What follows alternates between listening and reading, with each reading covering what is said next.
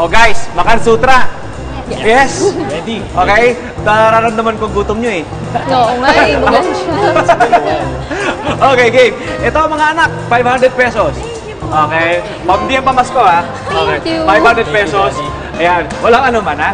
Yung 500 pesos na yan should go a long way. Pumili kayo ng ano mga gusto nyong makain dyan. At suggestion ko lamang, hindi nyo kailangan sundin, pero suggestion ko lang huwag magkapare-pareho na rin, di ba? Alright? Are you ready? Yes! Let's go! Okay, labindalawa mga food stores na maaaring yung matikman dito. Masubukan. Pumili kayo riyan. Disperse! Pwede rin. Okay po. Order na po ako. Oyster omelette, please.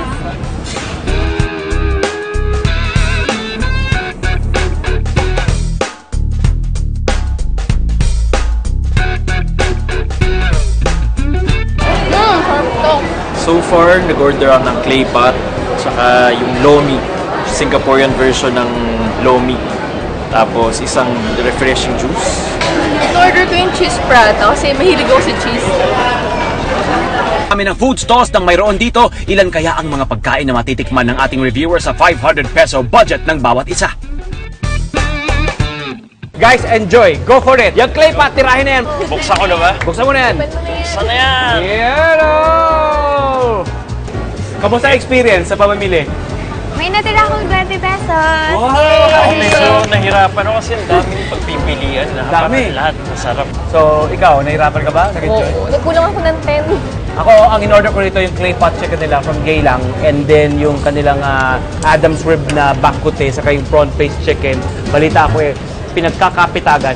And also yung Miyanji nila. Sarap. Sige, pagpipigaan ko na kayo Ngayon naman, oras na para mag-Southeast Asian trip. Tikman ang mga Asian cuisine na ito. Go for it, go for it. Kailangan talaga once ma-serve sa inyo yung clay pot chicken, kailangan nyo haluin agad kasi maluluto ilalim, matututong. Unless gusto nyo ng tutong, okay din naman, masarap din naman tutong. Parang lasa siyang tikoy. Kahit ang dami ko nang nakain, iba-iba yung lasa pa rin na natitikman ko. May matamis, may spicy, tapos may cheese. Ang sarap. Saka yung serving niya, good for sharing talaga. Parang ang pinaka naging pampalasa na niya talaga yung salted egg. Ito yung mga pagkain na dapat kinakamay eh. Sarap. Hindi siya nakakaumay. Guys, punta kayo dito. Ibang klase yung mga pagkain nila. Dami yung pagpipilian. Ready na ang ating spare ribs. Try natin. Ang bango. Ang tamis ng amoy. Ang sarap. Sobrang lambot. Mapapasubo tayo dito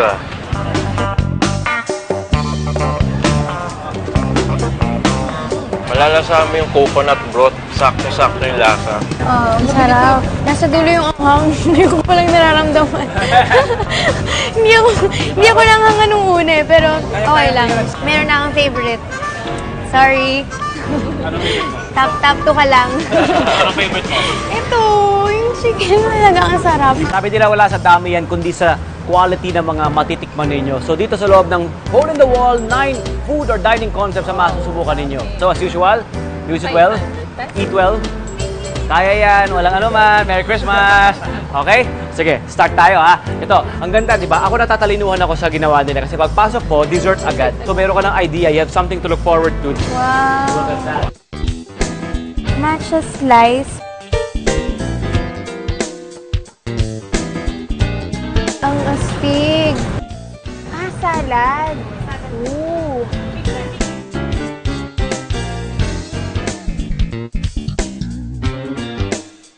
Mula sa siyam na food stalls, ito na ang narating ng 500 peso budget ng bawat reviewer. So ano ang iyong na-order, Luis? In-order ko, ito yung nachos with sisig. Okay. Iba-iba naman dun sa mga nachos na nabibili natin sa labas. Oo. Then, sa Mr. Delicious, umorder ako ng green salad. Daya mo nagda-diet ka ba? Hindi halata.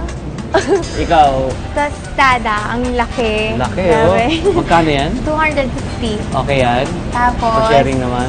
cheesecake. Dalawang cheesecake ka pa. At may pakape pa. Okay. Tapos may matcha latte. At yung igat galing sa steamed milk. Okay, very good. Okay, how about you, bro? Nag-order ako ng matcha cheesecake, matcha mousse. And then, para something refreshing, watermelon salad. Okay, ako nag-order ako ng kanilang bad rice plate. Half spicy, half safe, bad bird. So yan ang inyong kakainin. Gusto mong subukan nyo yan? Salad-salad kayo, ha? At meron din sila from The Beef, ang kanilang best-selling na cheeseburger with fries. Okay, salad-salad, sisig-sisig. Pwede na ba Nacho tikman kayo. ko? Oo, sirahin nyo yan. Huwag na natin patagalin pa. Simulan nyo ng lantakan ang dishes dito. Reviewers, attack! Sarap. Ang sarap! At bago nyo pa maubos ang lahat ng mga pagkain na pinili nyo, guys, simulan na ang paghuhusga. Pero ito, inimay ko na para sa atin, para madali ang kaya natin. Chicken. Thank Sige, you. try. Oh, guys, Sobrang Salamat. bait talaga ni Chef. Grabe. masarap yung safe. Juicy, and then sa loob, crunchy sa labas. Pwede na siya natin tawagin good bird. Good bird dyan. Good bird. Yung sa chicken na hindi spice, malinamnam, sarap. Pero tatry ko din yung spice para ma-compare natin kung anong mas better. Hindi naman pala siya ganong sobrang maanghang. Hindi siya sobrang spicy. Hindi. Hindi. Nakakatakot lang talaga na itry kung hindi ka mahilig sa maanghang. Pero, sakto lang. And flavorful Yung chicken. Sa last bite mo dun kumakagat yung spicy, pero kayang-kaya to. Yung sisig. Ano masabi mo sisig? Masarap siya. Compare sa ordinary nga. Extraordinary. Oh, bakit siya masarap? Pero na siyang kasamang sisig, chicharon. So parang umorder ka na ng madamihan din. Then mura lang din siya. Kakaibang salad twist naman ang ino-offer ng chicken tostada from Posporo. Ito, yung meat niya, parang, marinate siya sa root beer. Tapos yung mga nakalagay dyan, may sour cream, kesong puti. Very Filipino din yung style niya na may pagka-Mexican. So nakakatuwa, gumagamit din sila ng Filipino ingredients. At pwede ring haluan ng kalamansi kung gusto nyo.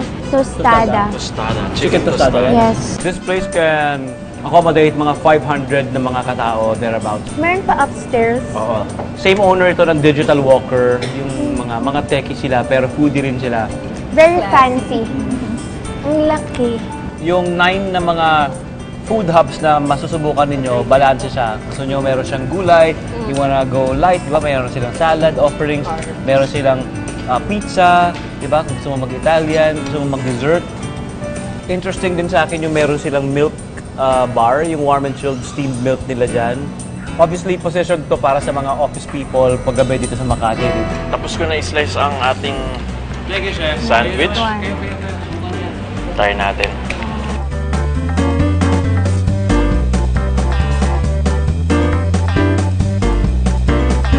Sarap to. Sarap. Delicioso. Sobrang nakaka-addict yung lasa. Hirap pigilan. Ang dami yung... Para siyang coleslaw na, slow na tinambak dun sa sandwich, which we like, and then more meat, and then another layer of meat, and even more meat and slaw. So it's now juicy, and creamy, and meaty, smoked. Pagdating sa desserts, hindi rin magpapahuli ang hole in the wall with their craft-your-own cookies. Nakakatawa, hint na hint to sa mga bata.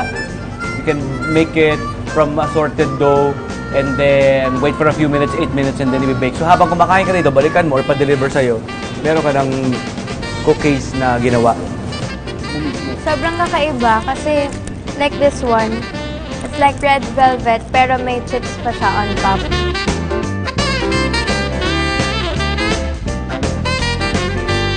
Baka ito pang merienda sa mga kape, compare nyo sa coffee or sa tea. Anong favorite nyo? Ako favorite ko yung pastrami. Favorite ko yung pizza. Gusto ko rin yung salad na series nila. I like na balanse yung selection. Kayo? Ako yung green salad. Eto, and yung Prestan. Ako, gusto ko yung chicken ng Bad Bird, yung spicy. Char, level up spicy na ako ngayon. Saka yung pastrami. And yung cheesecake. Ako nagustuhan ko yung chicken tostada. Masarap yung marinade nung chicken. Malasa. Nakakatuwa lang kasi may ina-incorporate na Filipino ingredient. Kung curious na rin kayong matikman ang mga pagkain dito sa Hole in the Wall, matatagpuan ito sa 4th floor ng Century City Mall sa Makati City.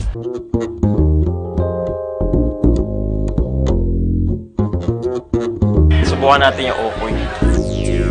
May pa-uwi.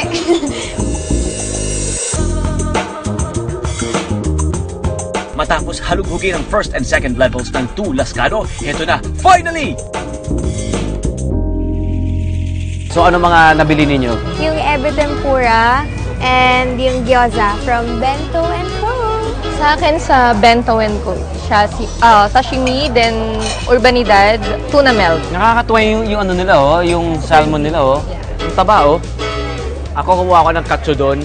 Gusto ko subukan ninyo iba't ibang mga pagkain nila. Meron darating na kare-kare, crispy pata, baby back ribs, sisig, at kung ano-ano pa. Sarap. Guys, alam kong busog na busog kayo at sarap na sarap kayo riyan, pero kailangan nyong mag-comment. Hello! Masarap yung dinuguan. Try nyo yung dinuguan. First time ako kakain ng dinuguan. Sarap pala. parang paksiw siya konti. Maasim. Katsudon nila ay 185 lamang. Ang daming laman, ang daming kanin, ang daming pork. Saka, masarap. Ito healthy daw to kasi may kalabasa, may toge, and hipon. And it's only for 100 pesos. Bukod sa Japanese food, specialty rin dito sa 2 Lascano ang mga kilala nating Filipino dishes mula naman sa Kusina Juan Republica. Try nyo yung kanilang best-selling na sisig mula sa Kusina Juan Republica. Meron din akong kinuhang kare-kare para sa inyo. Parang deconstructed na kare-kare, oh. Hiwa-hiwalay siya. At may crispy pa. Ito na ang pampahaba ng buhay. Crispy pata. Sarap ng sisig. Hindi siya sobrang malasa. Saktong-sakto lang. Sarap. Yung sisig medyo maasim siya pero masarap.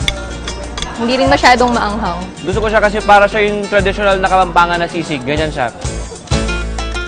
Simpleng maskara ng baboy, pisngi, mukha, tenga ng baboy, inihaw, tinadtad, tapos ginrill sa hot plate, gano'n siya. Tapos simple lang, tapos sibuyas. Siyempre kukuha ko ng balat. Konting laman. Uy! Lambot. Crispy nga. Parang isang compound sila na pwede mag-cross orders. Pwede i-deliver sa'yo ng sabay-sabay na pwede yung enjoyin lahat ng restaurant in one sitting. Sarap ng baby back ribs, malambot, all of the bone, tama yung barbecue, yung na flavor. Ano mga favorites nyo? Ako kare-kare. Sisig. Ako sisig, ako yung ribs sila, ako mukhang ito rin. Ang lambot, oh. Ako yung dinuguan. Gusto ko yung dinuguan. And yung sisig. At syempre, hindi kumpleto ang aming dining experience kung walang dessert. From Brewology Cafe sa taas, yan, gusto nilang subukan ninyo ang kanilang iba't ibang klase ng mga best-selling desserts, pati yung mga coffee series nila. Enjoy!